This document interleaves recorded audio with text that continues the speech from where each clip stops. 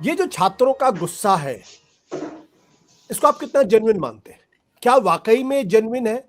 क्या इस तरीके से हिंसा करना, क्या वो सही माना जाएगा? आशुतोष जी, मैं 2 साल से कह रहा हूं कि ये जायज ही नहीं है।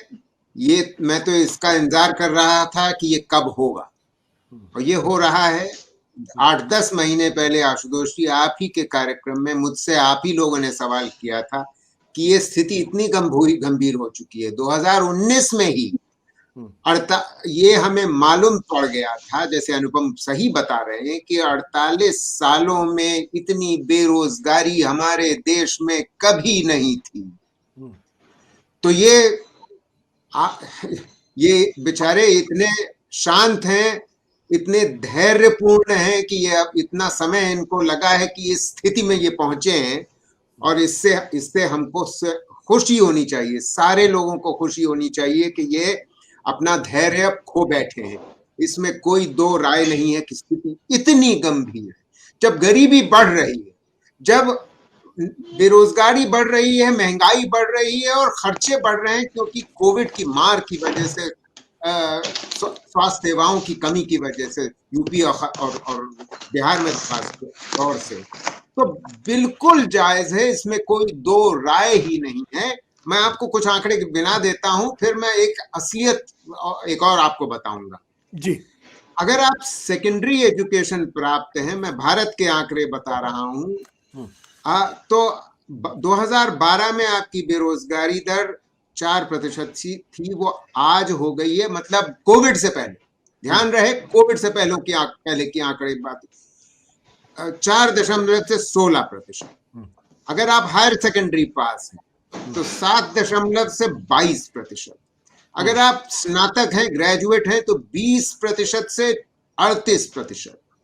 अगर आप पोस्ट ग्रेजुएट हैं तो 20% से 43%, और अगर आप टेक्निकल ग्रेजुएट हैं तो 19% से 38% बेरोजगारी दर हमारे देश की है। तो इसमें क्या ताज्जुब है कि ये अपना धैर्य खो चुके हैं। असलियत ये है कि भारत सरकार और राज्य सरकारें आप इन सब को भ्रमित करने में जुटी हुई थी 19 से पहले से, कि हम तो इतना रोजगार पैदा करेंगे और खास करके सरकारी रोजगार पैदा करेंगे।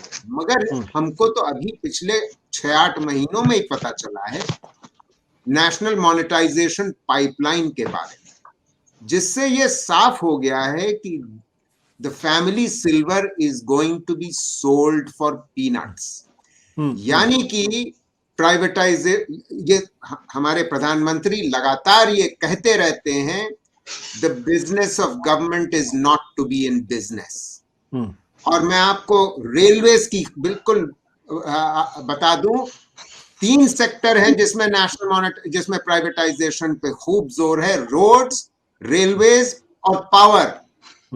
और रेलवे स्टेशन अगले 4 साल में सरकार ने घोषणा कर दी है 400 स्टेशन को बेचना है। पैसेंजर ट्रेन ऑपरेशन 90 ट्रेनों को बेचना है।